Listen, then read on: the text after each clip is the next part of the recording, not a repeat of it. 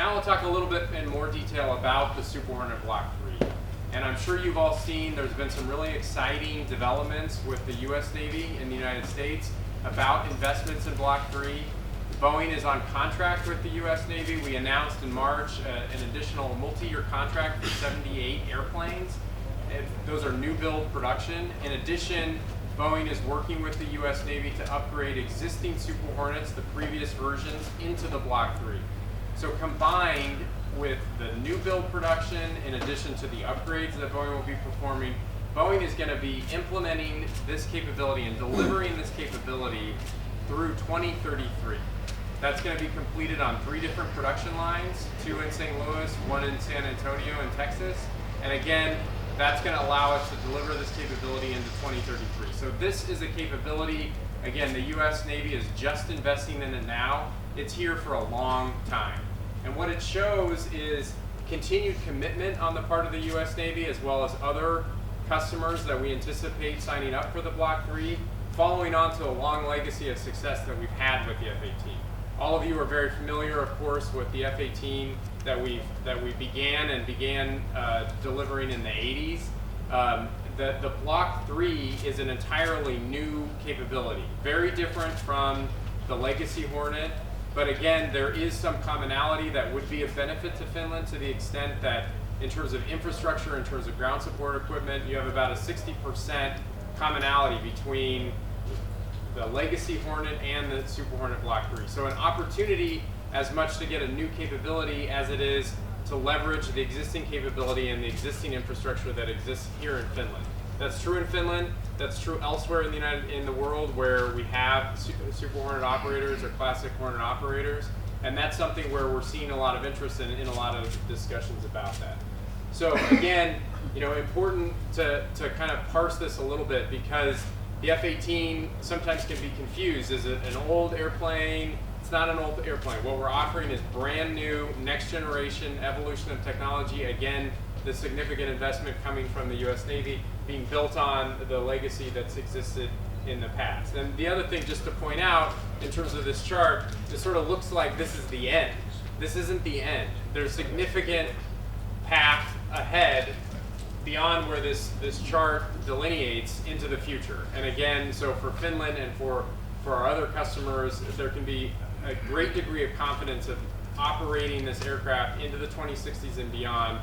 The U.S. Navy has no replacement for the Super Hornet identified, no replacement for the Growler. So that's an important element to keep in mind. Now, what is Block 3? Well, we'll talk a little bit about some of the key capability enhancements that are included in this next generation evolution of technology. And I'll start here with the conformal fuel tank. So what this does is it adds about 20% additional range to the aircraft, close to about 130 nautical miles, just under. And what that does is it frees up the weapon stations underneath, reduces drag, very important in terms of allowing for either additional on-station time or additional endurance for the airplane. We've also implemented some signature improvements, so the radar cross-section has improved as a result of that, increased stealthiness coming as part of Block 3, an important piece of this, but not something that we're over-investing in either, and we'll talk about that in a little bit when we talk about Growler. But one of the things that we believe and that we're seeing more and more of discussed both in the US and internationally is, as important as stealth is, it's not an answer for everything. Stealth is not a cure-all for every mission need that every Air Force has. It is an important capability, but it's not something that's a magic panacea that will solve all issues. So we'll talk about a little bit more about what I mean by that when I get to Growler, but just to say for now that as part of Block 3, there are some enhancements in that area with the Super Hornet. Additionally, the ACS, the Advanced Cockpit System, so this allows for a 10 by 19 inch display. So think of this as an iPad. It's something that can be manipulated by hand, different customized displays, all helping integrate the various data that's being collected by the sensors and by the network to display for the pilot for a more immediate understanding and integration into their own planning and ability to react. And enabling that is a new computer and a new data pipe. So the distributed targeting processor network is basically the computer that's in the airplane, and then the ATD, that Advanced Tactical Data Link, is essentially the data pipe. So what this is allowing the airplane to do is to communicate with other airplanes, with other assets that are out there. Again, the ability to share sensor data and make better decisions for the pilots that are operating the F-18 in this case, or other assets either on the ground or in other areas in the force. Moving beyond the infrared search and tractor IRST, this allows for the ability to identify and target individual items based on heat signature, essentially. So moving beyond the RF spectrum and looking more at what can be picked up beyond that based on a thermal heat signature.